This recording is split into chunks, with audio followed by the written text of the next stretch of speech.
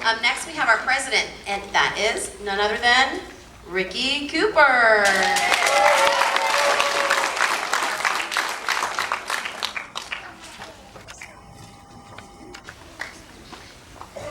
Good evening. It's an honor to get to speak to you tonight. I heard a story of a wife who called her husband at work and said, "Honey, I've got good news and bad news." The husband replied, "I don't want any bad news. If you can't give me any good news, then don't give me any news at all." "Okay," his wife replied, "I'll give you the good news. The airbags work great on the new Corvette."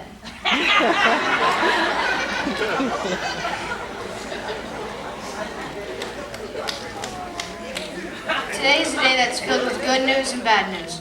The good news is that we're moving on to the next chapter in our lives. The bad news is the chapter in our lives known as Groveport Elementary is coming to a close. We're leaving behind a lot of great memories, great experiences, and a lot of great people at Groveport Elementary. But we are able to take with us a lot of terrific memories. I feel so blessed to have had the opportunity to be a student at Groveport Elementary. I have been encouraged as a student and I have been challenged. Most importantly, I have been loved by the teachers and staff at Groveport Elementary. I want to thank all of the teachers that I was fortunate to have at Groveport Elementary. Mrs. Stover, Mrs. Geisler, Mrs. Eft, and Mrs. Chandler. Each helped provide me with a great education. I also want to thank Mr. Becker for being the best gym teacher on the planet. He gave me lots of encouragement in sports. Miss Brunner and Mrs. Munch were terrific music teachers. Music isn't my favorite subject, but both teachers made it fun, especially when we did the Cupid Shuffle. Mrs. Berg challenged us with fantastic projects in art class. Special thanks also goes to Mrs. Hardesty, our student council advisor. It was a privilege to get to serve under you as student council president this year. I'm also grateful for the chance to go through the DARE program this year. DARE encouraged us to make good decisions in life by not smoking and drinking. One thing I won't miss and will never forget about our fourth and fifth grade years are the growth and development videos.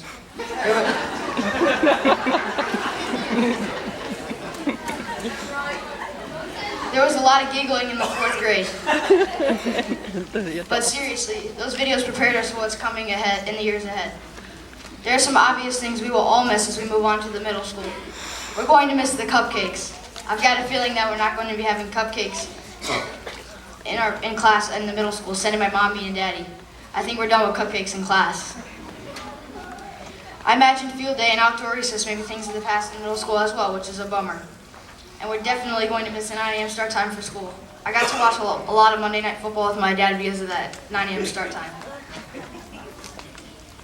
The thing that I will miss the most about Groveport Elementary is our fearless leader, our principal, Mr. Boggs. It was a great start to my day when Mr. would greet my brothers and I with the "Hi, Coops," when my parents dropped us off. Mr. Boggs is such a positive individual, and that positive attitude rubs off on the students and teachers at Groveport Elementary. I'm sure we will have great principals in our next 7 years in the Groveport schools, but none of them will top Mr. Boggs. Thank you, Mr. Boggs.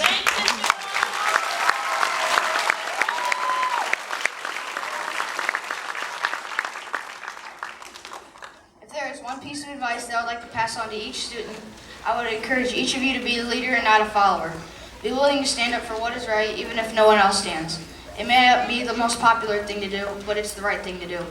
Congratulations, class of 2013. Wow.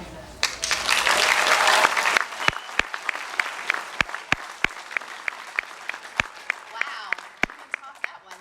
Some of you may know, but his father's a public speaker. I don't know, maybe that's where he gets it.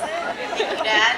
Probably had a little input in that speech, huh? So finally, I just want to thank the student council parents for all of your help and support with baked goods and field trips and all that kind of stuff. And just give them one last round of applause. Good luck.